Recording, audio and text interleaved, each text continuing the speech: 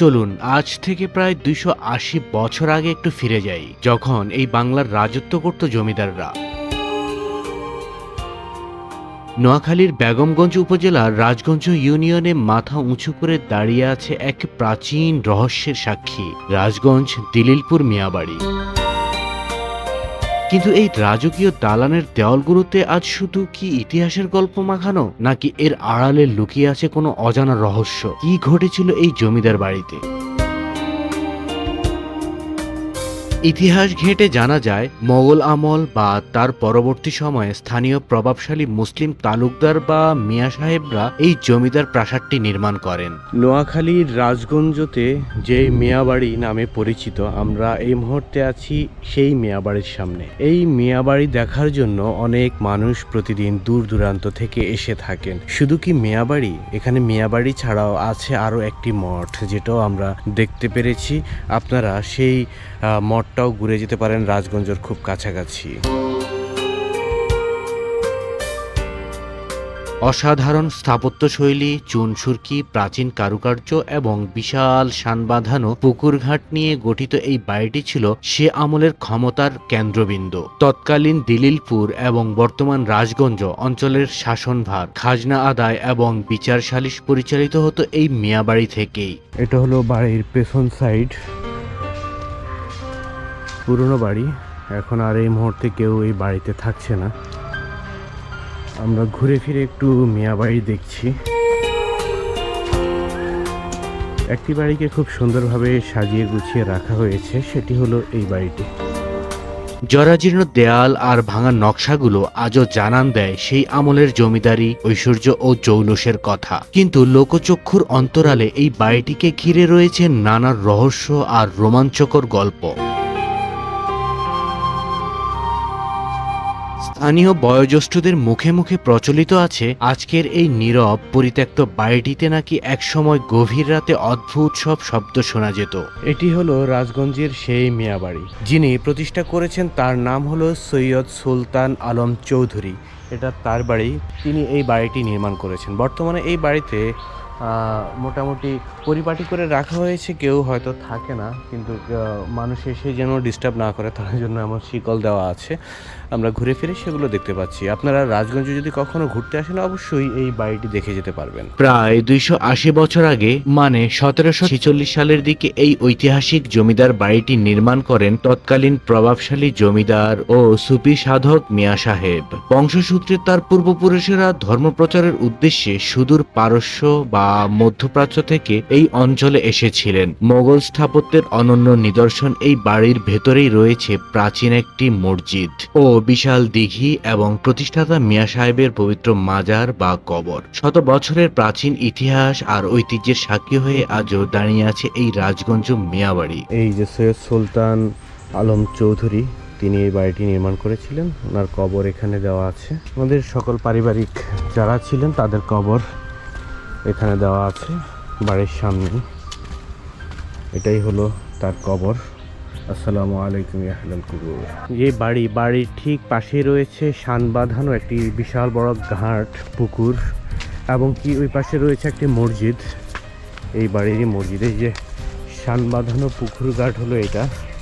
কেউ কেউ বলেন, জমিদারদের লুকিয়ে রাখা গুপ্তধনের খোঁজে রাতে এখানে অলৌকিক কিছুর আনাগোনা দেখা যেত। আবার প্রচলিত লোককথা অনুযায়ী এই বাড়ির মাটির নিচে নাকি ছিল অন্ধকার সুড়ঙ্গ ঘর বা আধার মানিক, যেখানে অন্যায়কারীদের শাস্তি দেওয়া হতো কিংবা গোপন ধন সম্পদ লুকিয়ে রাখা হতো। কালের বিবর্তনে সেই সুড়ঙ্গ আজ বন্ধ, কিন্তু রহস্য রয়ে গেছে মানুষের মনে।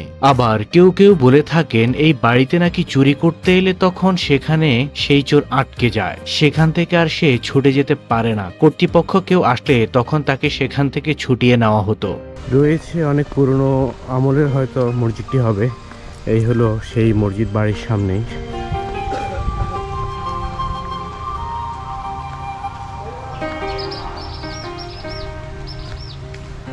এই মুহূর্তে বন্ধ আছে মসজিদটি।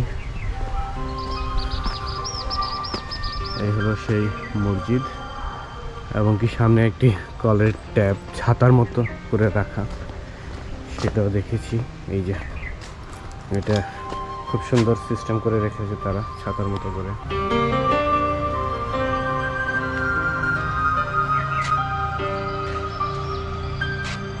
আচ্ছা, এই বাড়ি সম্পর্কে আধ্যাত্মিক কিছু কথা আছে, সেগুলোকে কতটুকু সত্য বা আপনি কি জানেন?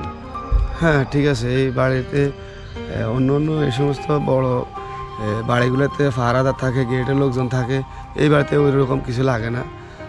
যে কোনো চুরি করতে গেলে ফল ফাকড়া বা যে কোনো কিছু সে ওখানে যেমনি ধরো এমনিভাবে সে আটকে যায়। তো যখন এরা যারা রক্ষণাবেক্ষণে যারা আছে তারা আসলে তারপরে ছুটে যায়। এত সুন্দর কারুকার্য খচিত প্রাসাদটি হলো পরিবার কিংবা নারীদের থাকার জায়গা, যাকে অন্দরমহল বলা হয়। বাহিরের সাধারণ মানুষের প্রবেশ এখানে সম্পূর্ণ নিষিদ্ধ ছিল।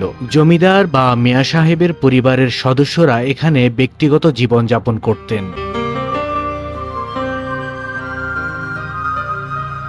আমরা দেখতে আসলাম রাজগঞ্জ মিয়াবাড়ি, কিন্তু এখন এই বাড়িতে কেউ থাকে না। বাড়িটি টোটালটাই রাজকীয় স্টাইলের, জমিদারি স্টাইলের বাড়ি। সেটা আমরা ঘুরে ফিরে দেখছি এবং কি আপনাদেরকেও দেখাচ্ছি। এখানে দুটি বাড়ি আছে, একটি বাড়ির সামনে আর একটি বাড়ি এখানে। সবচাইতে কারুকার্য খচিত হলো এই বাড়িটি। ওই বাড়িটিও মোটামুটি কারুকার্য খচিত আছে, বাট এই বাড়িটির সৌন্দর্যটা অনেকটাই বেশি। এই ভবনটি সাধারণত কাচারি ঘর বা মিয়া সাহেবের বৈঠকখানা হিসেবে ব্যবহার করা হতো। এখানে এলাকার খাজনা বা কর আদায়, যে কোনো বিরোধ বা সামাজিক সমস্যা সমাধানের জন্য এই ভবনটি মিয়া সাহেবের দরবার বা বিচার সালিশ বসাতেন। এমন কাজগুলো তখন তারা করেছিল, এই যে এখনো সেভাবেই আছে। তখনকাও কত স্টাইল, কত সুন্দর করে এই কাজগুলো করা হতো। আসলে এমন বাড়িগুলো না দেখলে বোঝা যায় না যে এগুলো তখন তারা কতটা আধুনিক ছিল তখনকার সময়ের। এটাই তখনকার সময়ের আধুনিক বাড়ি বলতে গেলে এই ধরনের বাড়িগুলো হয়ে থাকে। সময়ের নিষ্ঠুর থাবায় আজ মিয়া বাড়ির সেই জৌলুস আর নেই। জমিদারি প্রথা বিলুপ্ত হয়েছে বহু আগে, কিন্তু কালের সাক্ষী হয়ে আজ ধ্বংসাবশেষের মতো দাঁড়িয়ে আছে সেই প্রাসাদটি। প্রাচীন পুরাকীর্তি ও ইতিহাস প্রেমীদের জন্য এটি নোয়াখালীর অন্যতম একটি আকর্ষণীয় স্থান। এখানে এলে থমকে যাওয়া সময়ের এক অদ্ভুত অনুভূতি গ্রাস করে দর্শনার্থীদের। এই হলো রাজগঞ্জ বাজার। রাজগঞ্জ বাজারের পাশে দিয়েই এই ঘুরে এসে ওই হলো মিয়াবাড়ি। শত বছরের ইতিহাস আর লোকমুখের রহস্যের জাল বুনে আজও টিকে আছে রাজগঞ্জের এই টিলিলপুর মিয়াবাড়ি। ইটের পর ইটে জমে থাকা এই রহস্যের গল্প আপনার কেমন লাগলো? প্রাচীন এই জমিদার বাড়িতে আপনি কখনো গিয়েছেন কি? কমেন্টে জানাতে পারেন। রাজগঞ্জ বাজার থেকে একটু ভেতরেই রয়েছে মাধব সিং গ্রাম। সেখানে রয়েছে শত বছরের পুরনো এই অসাধারণ একটি মঠ, তা আপনারা ঘুরে দেখে আসতে পারেন। রয়েছে শত বছরের পুরনো বিশাল একটি তাল গাছ, যা দেখে আপনার মন প্রাণ জুড়িয়ে যাবে। আর এমন সব রোমাঞ্চকর ঐতিহাসিক ভিডিও পেতে আমাদের পেজটি এবং চ্যানেলটি সাবস্ক্রাইব করতে ভুলবেন না। ধন্যবাদ।